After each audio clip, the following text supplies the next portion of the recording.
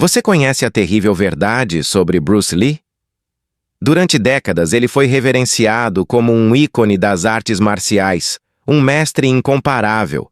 Mas o que sua filha, Shannon Lee, revelou recentemente pode mudar tudo o que você pensa sobre ele.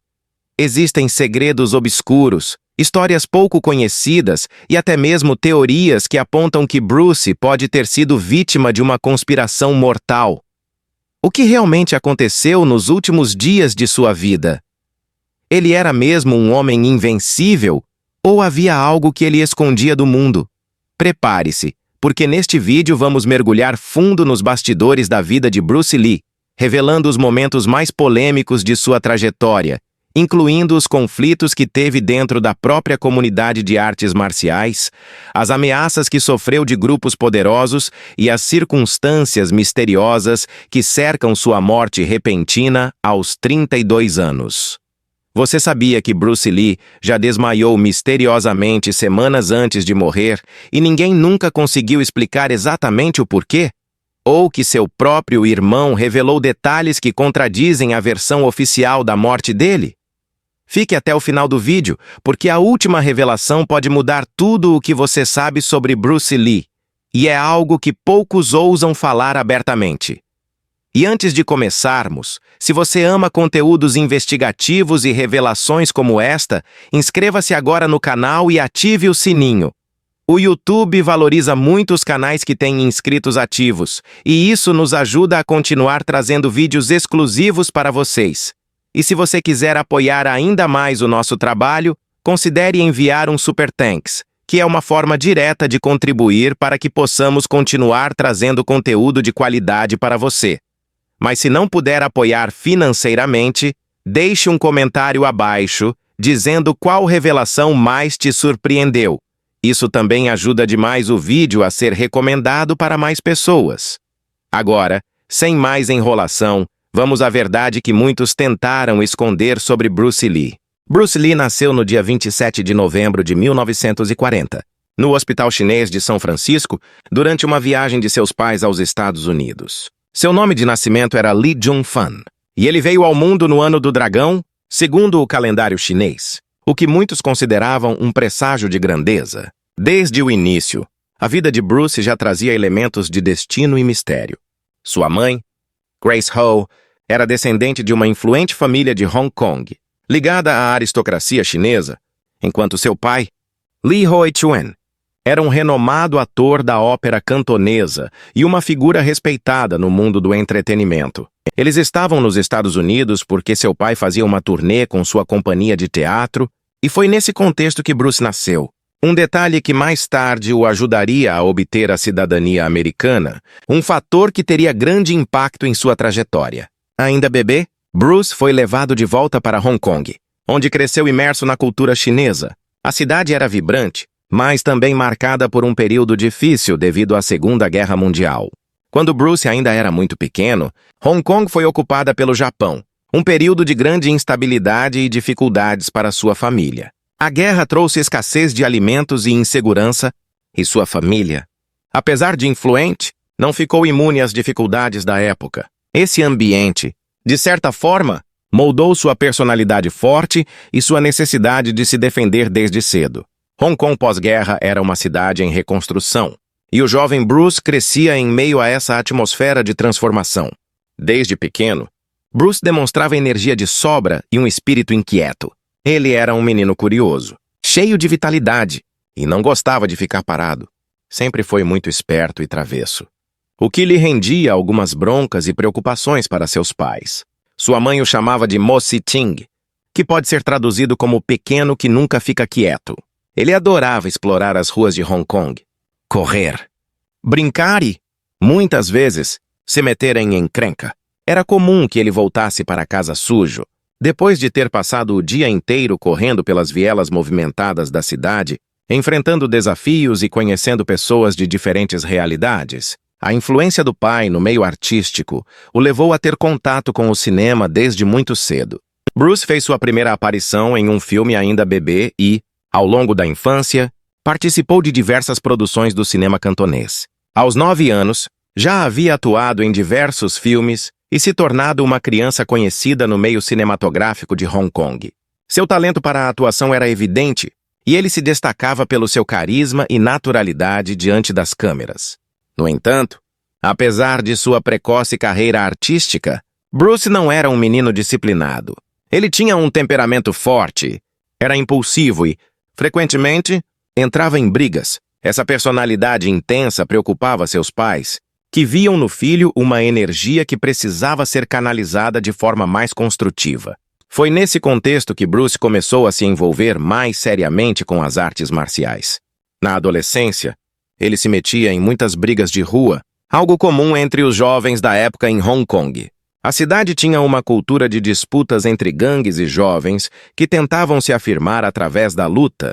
Bruce, com seu espírito combativo e impetuoso, rapidamente se envolveu nesse ambiente, tornando-se conhecido por sua habilidade e ousadia nos confrontos físicos. No entanto, sua mãe percebeu que aquilo poderia levá-lo a um caminho perigoso e decidiu que ele precisava de uma disciplina maior.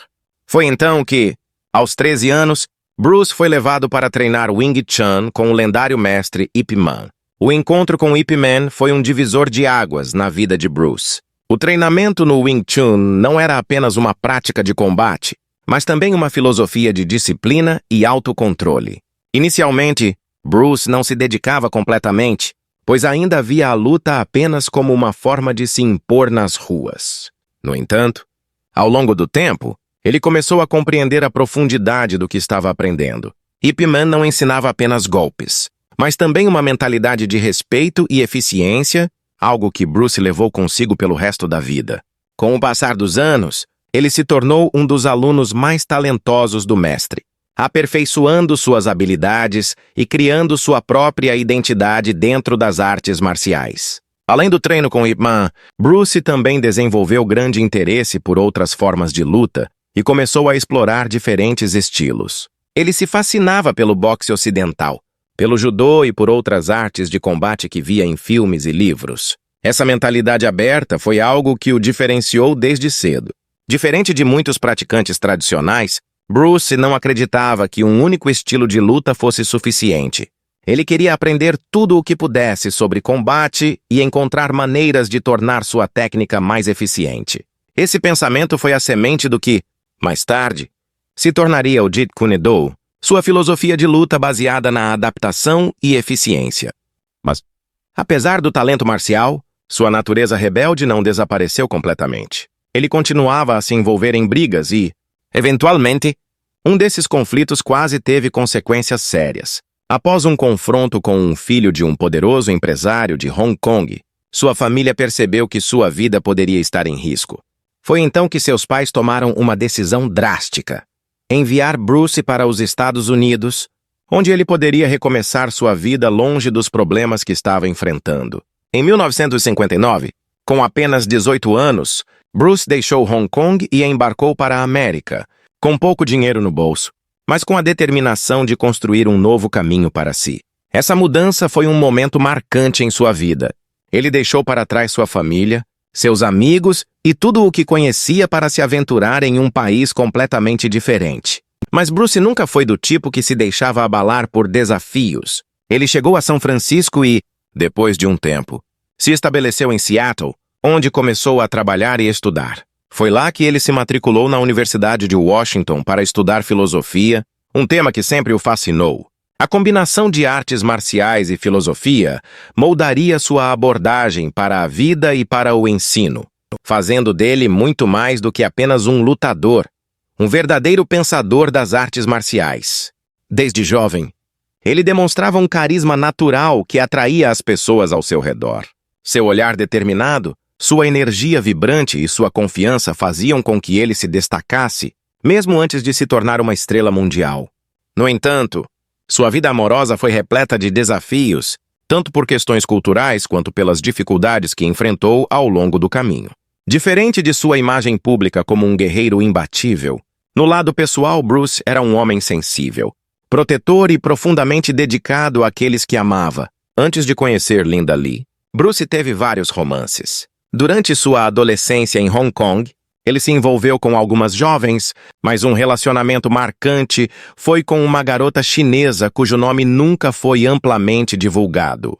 Eles eram apaixonados e sonhavam em construir uma vida juntos. Mas a relação terminou abruptamente quando a família dela descobriu que Bruce era mestiço, algo que ainda carregava certo estigma na sociedade chinesa da época. A rejeição foi um golpe duro para ele, pois sempre teve orgulho de sua herança mista. Esse episódio marcou sua visão sobre as diferenças culturais e o preconceito, algo que ele enfrentaria novamente no futuro. Quando Bruce se mudou para os Estados Unidos, em 1959, para recomeçar sua vida e fugir dos problemas que teve em Hong Kong, ele não tinha tempo para pensar em relacionamentos. Trabalhando como garçom em restaurantes chineses e ensinando Kung Fu para se sustentar, ele estava focado em construir seu próprio caminho. No entanto, a vida sempre reserva surpresas, e foi na Universidade de Washington, em Seattle, que ele encontrou a mulher que mudaria sua vida para sempre, Linda Emery. Linda era uma jovem americana de origem sueca e inglesa, estudiosa e de espírito livre. Ela ficou fascinada pelo carisma e pela inteligência de Bruce, que não era apenas um mestre de artes marciais, mas também um estudante de filosofia que gostava de discutir ideias profundas e desafiadoras. Quando assistiu a uma de suas aulas de Kung Fu, ficou impressionada com sua habilidade, mas foi sua paixão e determinação que a conquistaram. Bruce, por sua vez, ficou encantado com a doçura e a força de Linda. Diferente de muitas jovens da época, ela não se deixava intimidar por ele e via além do estereótipo do lutador. Aos poucos, eles se aproximaram, e a amizade logo se transformou em algo mais profundo. O relacionamento entre Bruce e Linda não foi fácil no início. Na década de 1960, casamentos interraciais ainda eram vistos com preconceito por muitas pessoas nos Estados Unidos, e Linda enfrentou resistência de sua própria família. Seu pai, inicialmente, não aprovava o namoro, pois acreditava que Linda teria dificuldades ao lado de um homem asiático em uma sociedade que ainda discriminava casais mistos. No entanto, a determinação de Linda e o respeito que Bruce sempre demonstrou por sua cultura e valores acabaram conquistando a família dela. Eles perceberam que Bruce não era apenas um jovem talentoso, mas um homem que realmente amava sua filha e tinha uma visão de vida inspiradora. Em 1964, Bruce e Linda se casaram em uma cerimônia discreta. Na época, Bruce ainda lutava para se estabelecer nos Estados Unidos e não tinha grandes posses. Mas Linda nunca se importou com dinheiro ou status. Ela acreditava no potencial de Bruce e estava disposta a enfrentar qualquer dificuldade ao seu lado. O casamento foi baseado em um amor genuíno e em uma parceria inquebrantável. Linda se tornou não apenas sua esposa, mas também sua maior apoiadora, ajudando-o a expandir sua escola de Kung Fu e incentivando seus sonhos de se tornar uma estrela de cinema. Pouco tempo depois, o casal teve seu primeiro filho, Brandon Lee, em 1965.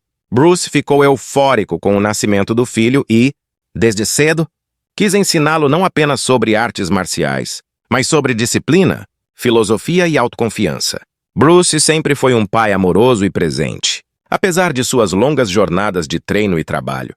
Ele queria que Brandon crescesse forte, mas também compreendesse a importância do equilíbrio entre corpo e mente. Nos anos seguintes, Bruce e Linda enfrentaram momentos difíceis. O preconceito racial ainda era uma barreira em Hollywood, e Bruce teve inúmeras portas fechadas na sua tentativa de conseguir papéis principais. Ele chegou a criar e desenvolver a ideia para a série Kung Fu, mas viu seu papel ser dado a um ator branco, David Carradine, porque os estúdios de Hollywood não queriam um asiático no papel principal. Essas rejeições foram duros golpes para Bruce, que sentia que estava sendo injustiçado. Mas, em vez de se deixar abater, ele encontrou em Linda um porto seguro. Ela o incentivava a continuar, lembrando-o de que seu talento e visão eram maiores do que qualquer obstáculo. Mesmo com todo o seu carisma, habilidades marciais impecáveis e uma filosofia inovadora sobre a luta e o cinema, ele enfrentou inúmeros desafios, rejeições e preconceitos que quase o fizeram desistir de sua carreira. A luta de Bruce não foi apenas dentro dos tatames ou nos sets de filmagem, mas também contra um sistema que teimava em colocar barreiras em seu caminho. A ideia de um homem chinês como protagonista especialmente em papéis de ação, era considerada impensável pelos grandes estúdios de Hollywood. Bruce, no entanto, não aceitava essas limitações. Ele queria ser reconhecido não por sua etnia, mas por seu talento e dedicação. Desde cedo, ele deixou claro que não estava disposto a interpretar personagens que ridicularizassem sua cultura ou reforçassem estereótipos negativos. Para Bruce, sua missão era mostrar a verdadeira essência das artes marciais e elevar a imagem dos asiáticos no cinema. Apesar das dificuldades, Bruce começou a chamar atenção. Seu carisma e suas habilidades impressionavam quem o via em ação. Foi então que ele conseguiu um pequeno papel na série de televisão The Green Hornet, 1966, interpretando Kato, o assistente habilidoso do herói principal. Esse papel, embora secundário, mostrou ao público americano uma amostra do que Bruce era capaz de fazer. Seus golpes rápidos e precisos, além de sua presença magnética, fizeram com que muitos fãs começassem a notar que o verdadeiro astro da série não era o herói, mas sim Kato. No entanto, mesmo com o sucesso do personagem, Bruce logo percebeu que Hollywood ainda não estava pronta para dar a ele o reconhecimento que merecia. Após o cancelamento da série, ele encontrou dificuldades em conseguir novos papéis relevantes. Os produtores continuavam a oferecer apenas personagens menores ou estereotipados, e Bruce recusava-se a aceitar esses papéis, pois sabia que poderia fazer muito mais. Frustrado, mas determinado a mudar essa realidade, Bruce começou a desenvolver suas próprias ideias para séries e filmes. Ele acreditava que poderia trazer um novo nível de autenticidade às produções de ação e revolucionar a forma como as artes marciais eram retratadas no cinema. Uma de suas ideias mais promissoras era um projeto chamado The Warrior, no qual ele interpretaria um monge Shaolin viajando pelo Velho Oeste. Bruce chegou a apresentar essa ideia para produtores de Hollywood, mas, para sua decepção, o projeto foi rejeitado. Meses depois, surgiu a série Kung Fu, estrelada por David Carradine, um ator branco que interpretava um monge Shaolin. Exatamente o conceito que Bruce havia proposto.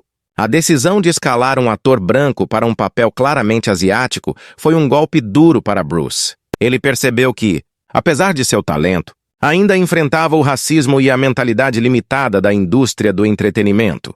Olhando para as portas que se fechavam em Hollywood, Bruce tomou uma decisão ousada: voltar para Hong Kong e tentar construir sua carreira lá. Quando chegou, descobriu que, graças ao sucesso de The Green Hornet, ele já era um nome conhecido na Ásia. O público chinês o via como um herói e um exemplo de orgulho nacional. Foi então que ele teve a oportunidade de estrelar seu primeiro grande filme, O Dragão Chinês, 1971. O filme foi um sucesso absoluto, transformando Bruce em uma estrela instantânea. Seu estilo de luta autêntico, sua presença imponente e sua habilidade de mesclar artes marciais com narrativa cinematográfica criaram um impacto que ninguém esperava. Logo depois, ele estrelou A Fúria do Dragão, 1972, consolidando-se como um dos maiores nomes do cinema de Hong Kong.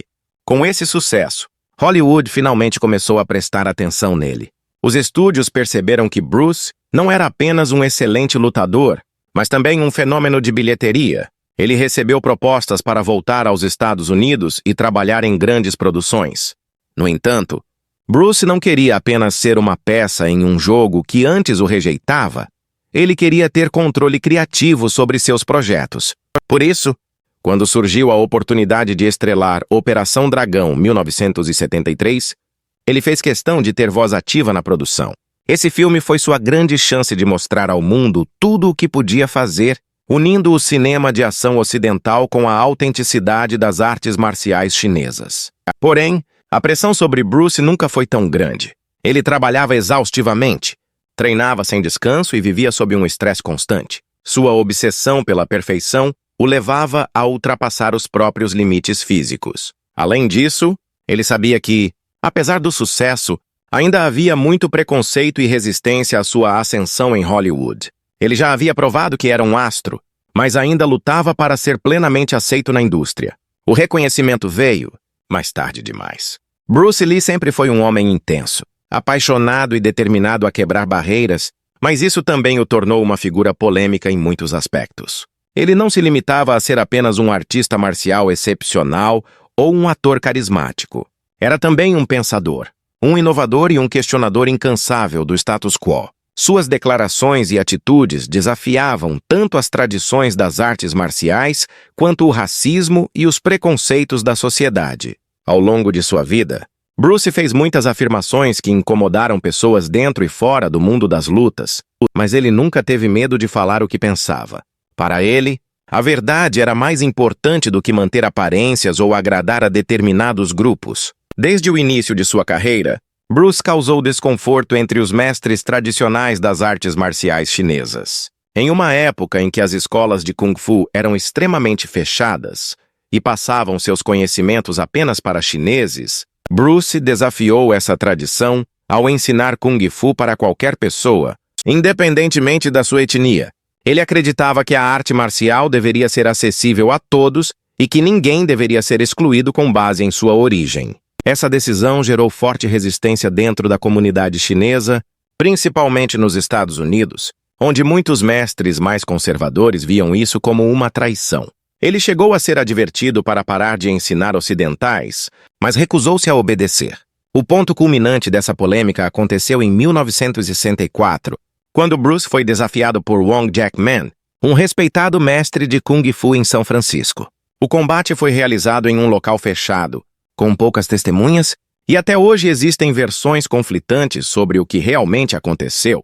O que se sabe é que Bruce venceu a luta, mas saiu insatisfeito com seu próprio desempenho, pois demorou mais tempo do que esperava para derrotar seu oponente. Esse evento foi um divisor de águas em sua trajetória, pois o fez questionar a eficácia das técnicas tradicionais e o levou a criar sua própria abordagem para o combate, que mais tarde se tornaria o Jeet Kune Do.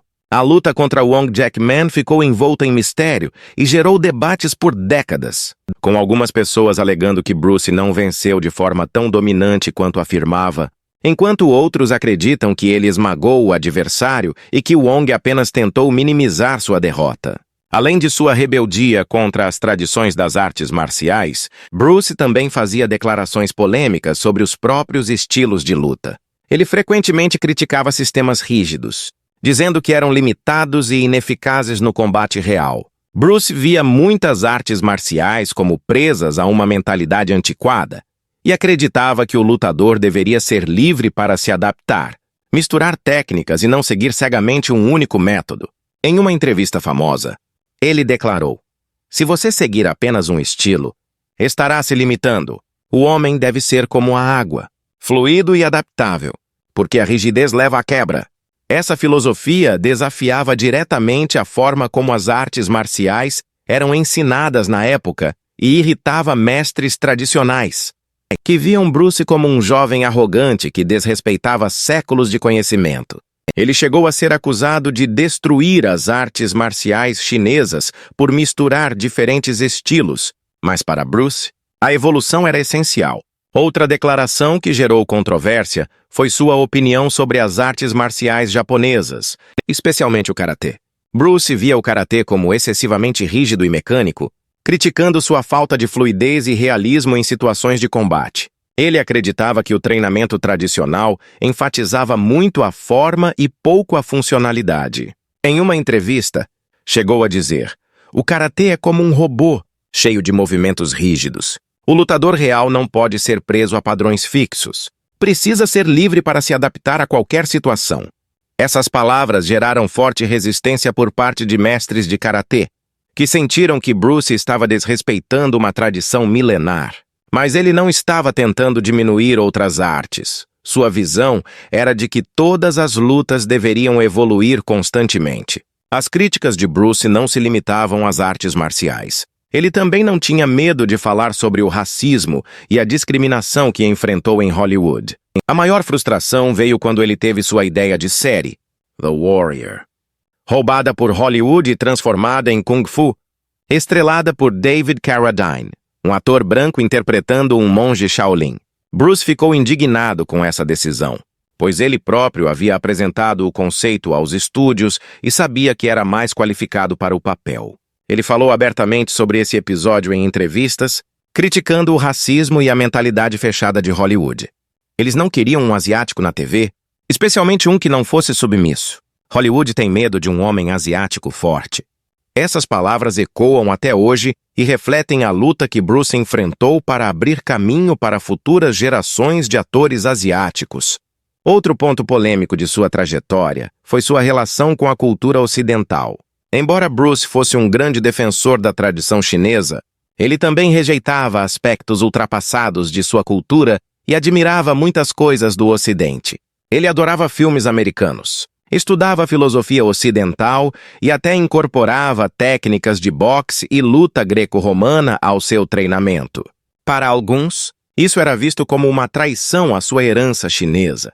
Ele chegou a ser criticado por não enfatizar o aspecto místico do Kung Fu em seus filmes, preferindo retratar o combate de forma mais realista. Mas Bruce sempre foi fiel a si mesmo e não se importava com as críticas. A morte de Bruce Lee é um dos maiores mistérios da história do cinema e das artes marciais. Ele faleceu inesperadamente no dia 20 de julho de 1973, com apenas 32 anos, no auge de sua carreira e prestes a se tornar uma das maiores estrelas do cinema de ação. Sua morte repentina chocou o mundo e levantou inúmeras perguntas, levando a uma série de teorias que vão desde uma reação alérgica a medicamentos até envenenamento, vingança de mestres de Kung Fu e até mesmo uma suposta maldição familiar. O que realmente aconteceu com Bruce Lee? Por que alguém tão jovem e aparentemente saudável morreu de forma tão inesperada? Para entender melhor esse mistério, é preciso voltar no tempo e examinar os eventos que levaram à sua morte, bem como as inúmeras teorias que surgiram desde então. Nos meses que antecederam sua morte, Bruce estava extremamente focado no lançamento de Operação Dragão, o filme que finalmente o consolidaria como uma estrela global. Ele trabalhava incessantemente, treinava com intensidade e estava sob uma enorme pressão. Seu perfeccionismo o fazia repetir cenas inúmeras vezes, e ele exigia sempre o máximo de si e de todos ao seu redor. O ritmo frenético de gravações, combinado com sua obsessão pela forma física e sua busca por um corpo perfeito, o levou a adotar uma rotina extremamente rigorosa de treinos, dieta e experimentação de diferentes suplementos e medicamentos. Esse estilo de vida exaustivo levantou suspeitas de que ele pudesse estar forçando seu corpo além dos limites. A primeira grande pista de que algo estava errado aconteceu no dia 10 de maio de 1973. Durante uma sessão de dublagem no estúdio Golden Harvest, Bruce começou a se sentir extremamente mal. Ele teve tonturas intensas e desmaiou repentinamente. Quando foi levado ao hospital, os médicos diagnosticaram um edema cerebral, um inchaço no cérebro que pode ser fatal se não for tratado a tempo. Os médicos conseguiram estabilizá-lo e disseram que ele teve sorte de ter sobrevivido. No entanto, Bruce ignorou os alertas e, poucos dias depois, já estava de volta aos treinos e ao trabalho, como se nada tivesse acontecido. Para ele, parar não era uma opção. Ele acreditava que a mente deveria controlar o corpo e que qualquer fraqueza poderia ser superada com determinação. Então, em 20 de julho de 1973, Bruce estava na casa da atriz Betty Ting Pei, uma amiga e colega de trabalho, discutindo detalhes sobre seu próximo filme. Ele reclamou de dor de cabeça e pediu um analgésico. Betty lhe deu um medicamento chamado Equagesic, uma combinação de aspirina e relaxante muscular que supostamente ajudaria a aliviar sua dor. Pouco tempo depois, ele foi deitar para descansar e nunca mais acordou. Quando perceberam que ele não respondia, tentaram reanimá-lo, mas Bruce já estava inconsciente. Ele foi levado às pressas para o hospital Queen Elizabeth, mas já era tarde demais. Aos 32 anos, o maior ícone das artes marciais do século XX havia morrido. A causa oficial de sua morte foi registrada como um edema cerebral causado por uma reação alérgica ao analgésico, mas muitos não acreditaram nessa explicação. Como um homem tão saudável e disciplinado poderia morrer simplesmente por tomar um remédio comum? Foi aí que começaram a surgir as teorias conspiratórias. Algumas delas são mais plausíveis, enquanto outras beiram o sobrenatural. Mas todas mostram o quanto a morte de Bruce Lee permanece envolta em mistério. Uma das primeiras teorias a ganhar força foi a de que Bruce Lee teria sido assassinado pela máfia chinesa. Segundo essa hipótese, ele havia recusado ofertas de proteção e financiamento da Tríade. a organização criminosa mais poderosa de Hong Kong, o que teria desagradado figuras influentes no submundo do crime. Bruce sempre foi um homem independente e não gostava de ser controlado, o que pode ter feito inimigos entre aqueles que tentavam dominar a indústria do cinema asiático. Alguns acreditam que ele teria sido envenenado por membros da tríade como punição por sua recusa em se aliar a eles. Outra teoria sugere que Bruce foi vítima de um golpe de vingança dos mestres tradicionais do Kung Fu. Como ele havia quebrado as regras e ensinado artes marciais para ocidentais, alguns acreditam que ele foi alvo de uma conspiração para eliminá-lo. Existe uma antiga lenda chinesa que fala sobre mestres que possuem técnicas secretas capazes de causar a morte de um inimigo de forma lenta e silenciosa, algo conhecido como o toque da morte, ou Din Mak. Essa teoria, apesar de pouco científica, ganhou popularidade entre aqueles que viam Bruce como alguém que desafiava tradições milenares. Uma das teorias mais famosas é a da maldição familiar. Segundo essa crença, a família Lee estaria amaldiçoada por forças espirituais que perseguiriam seus descendentes do sexo masculino. A mãe de Bruce, Grace Ho, tinha origens aristocráticas e, segundo algumas histórias, sua família era alvo de inveja e ressentimento. Há quem diga que um antigo inimigo teria lançado uma maldição sobre sua linhagem. Essa teoria ganhou ainda mais força quando o filho de Bruce, Brandon Lee, morreu tragicamente em 1993, aos 28 anos, em um acidente bizarro no set do filme O Corvo. Para muitos, isso foi a confirmação de que a maldição da família Lee era real. Outra teoria levantada por algumas pessoas próximas a Bruce foi a de que ele simplesmente abusou do próprio corpo até um ponto de colapso. Sua dieta era extremamente restritiva e ele experimentava diferentes suplementos e estimulantes para melhorar seu desempenho. Além disso, ele havia reduzido drasticamente a ingestão de gordura corporal, o que pode ter afetado sua capacidade de metabolizar certos medicamentos. Alguns médicos sugerem que a combinação de estresse extremo, desidratação e seu estado físico ultracondicionado pode ter tornado seu organismo mais vulnerável a reações adversas, levando à sua morte súbita. Shannon Lee nasceu em 19 de abril de 1969, em Los Angeles, Califórnia, como a filha mais nova de Bruce Lee e Linda Lee. Desde o início, sua vida foi marcada pela grandiosidade do legado de seu pai.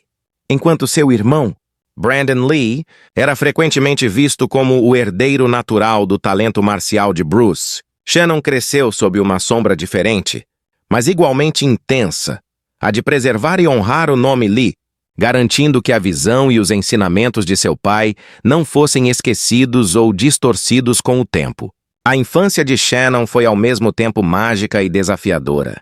Ela nasceu quando Bruce já estava conquistando o mundo e viu de perto o impacto de sua presença. Para uma garotinha, Bruce não era apenas um pai amoroso, mas um verdadeiro super-herói. No entanto, seu mundo mudou drasticamente quando, com apenas 4 anos, ela perdeu o pai de forma trágica e repentina. A morte de Bruce Lee não foi apenas um choque para o mundo, mas também para sua família, que teve que aprender a lidar com a perda e encontrar maneiras de seguir em frente sem sua presença. Após a morte de Bruce, Shannon e sua mãe, Linda, passaram por momentos difíceis. Sem o suporte financeiro direto de Bruce, elas precisaram se reinventar para sobreviver. Diferente de seu irmão, Brandon, que foi crescendo cada vez mais fascinado pelo legado marcial e cinematográfico do pai, Shannon teve uma infância relativamente mais afastada das artes marciais. Linda fez questão de criar seus filhos com uma sensação de normalidade, longe do peso constante das expectativas que o nome Lee carregava. No entanto, conforme Shannon crescia, era inevitável que a influência do pai começasse a se manifestar de diferentes formas. Durante sua juventude, ela passou por diferentes fases, explorando diversas áreas do conhecimento e da arte, mas sempre mantendo uma conexão com as filosofias e ensinamentos deixados por Bruce. Brandon Lee havia seguido os passos do pai e buscava construir sua própria carreira no cinema.